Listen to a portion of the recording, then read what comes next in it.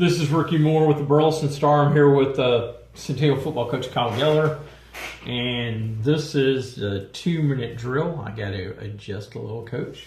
She moved. Well, week 8 edition. We've got Granbury coming up at home. Second to last home game of the year. We've got 3 games left. Granbury at Cleburne and Joshua. First, let's talk about the boot game. Things just kind of snowballed on you there in the second half. Quick thoughts on that?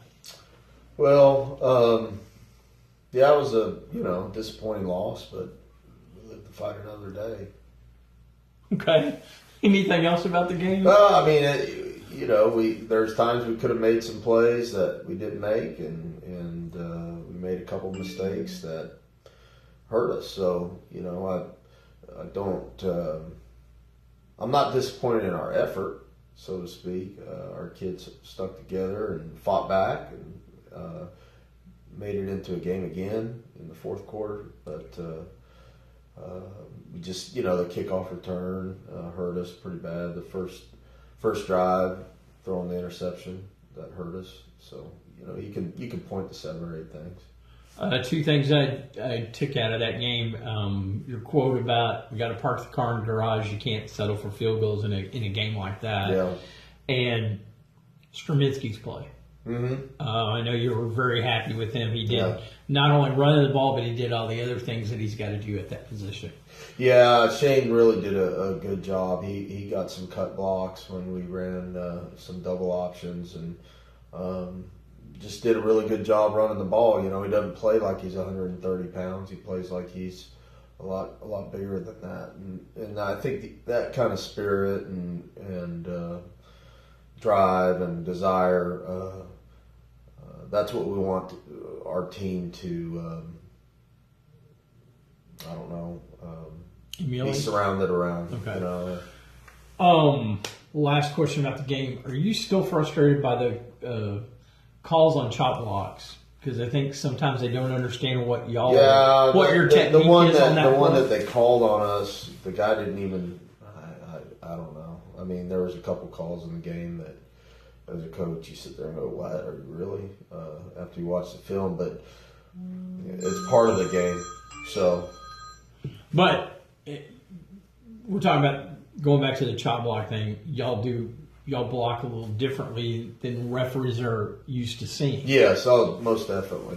Okay, and that's what confuses me sometimes, it would take 5 minutes to explain it, but in general, one guy's trying to get through to the next level, and the other guy's coming and cutting, and they both got to be on the same level as they come off. Well, if your center is up and then your guard is down, that's going to be considered a cut block, a chop block. Because he's considered engaging the guy. And then but there's times where they both come off at the same level and this guy gets pulled up by the defensive player and he's coming. So that's the thing that referees, they don't always see. They don't see the defense player standing him up, Let's move on to Granbury. You said last year they gave you a game, 33-31. Probably shouldn't have been that close, but things just happen sometimes with Granbury. And you don't have any history with them. You've only put them once, but it's also coming off a huge emotional game, and then you play Granbury, who's 1-7, but you've got to keep your guys focused.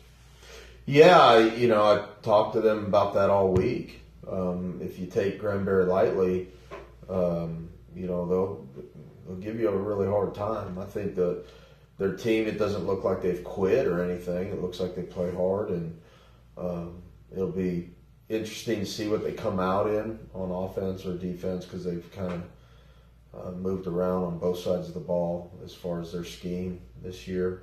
So we'll have to make some adjustments early, I bet. And, it's all about fundamentals still and doing what we do. And if we take care of that, I like our chances for sure. Yeah, you don't worry about what kind of defense they come out and you're going to run your offense no matter what. You're not going to adjust to the defense. No, I mean, they'll adjust to us and we'll adjust to them at times. Like, for example, if we run the triple option, we got about 10 different ways that we run it. You know, so it just depends. If you line up this way, we run it this way, or this way, or this way. You know, it just depends on their alignment. And plus, 3 games, you can pick up 2 wins here. You might could make the playoff. I mean, you'd probably be in the playoffs. Yeah, I probably would need 3. I mean, probably you need 3 to make sure, but 2 will probably get you in. I would think that if we win our next 2, that it's a lock. Because Cleveland is one of the teams that you tied with right now, and if you can get a game up on them, yeah, it's just about a lock if we win our next 2. Because Cleveland and Crowley you're tied with, and both of them. And really, our chances of making it, if you win 2 out of 3, no matter who it is, it's still pretty darn good when I was looking at it. Anything else? No. Gonna grill this weekend? No, I won't have time. What about last weekend? Didn't have No time. time. Not during this time of year. And you've grilled before. Well, I mean, not like. Not really serious grilling, just throw some just chicken on. Yeah, something like that. But you will grill something. Maybe. Okay. We'll see. We won't talk about. I usually go to church on Saturday night at this time of year, and then Sunday I get up and just spend a little time with the kids, and then it's time to go to work again. We got a little extra time. Let's talk about your version of golf. I don't really feel like talking about it. You don't feel like talking about it? No. It's not anything bad, it just involves wild animals running around the golf course and you playing shots while being stalked by wild animals. So, Coach Keller finds golf boring otherwise, but I guess if there's kind of, yeah, I just don't have time to play. Life and death involved, it's a little more exciting. Yeah. Or maybe getting mauled. I guess most people make time to play golf, but it just, it's not my thing right now. Maybe later on in life. All right. So you might be like Tony Romo and try out for the tour later in life. I doubt I'll ever be scratch. Even no, not even close to that. So even when I did play, I wasn't that good. So anything else? Mm-mm. Okay, next week will be Halloween questions, I'm sure, because Halloween's coming up. All right. We've already found out what your favorite outfits were as costumes, but maybe we'll have something else. Maybe we'll throw candy corn at you during the entire show. Oh, okay. All right, this is Ricky Moore. You like candy corn? Yeah. This is Ricky Moore with the Burleson Star, and this has been Coach Kyle Geller of the Centennial Spartans, and this has been the 2-Minute Drill.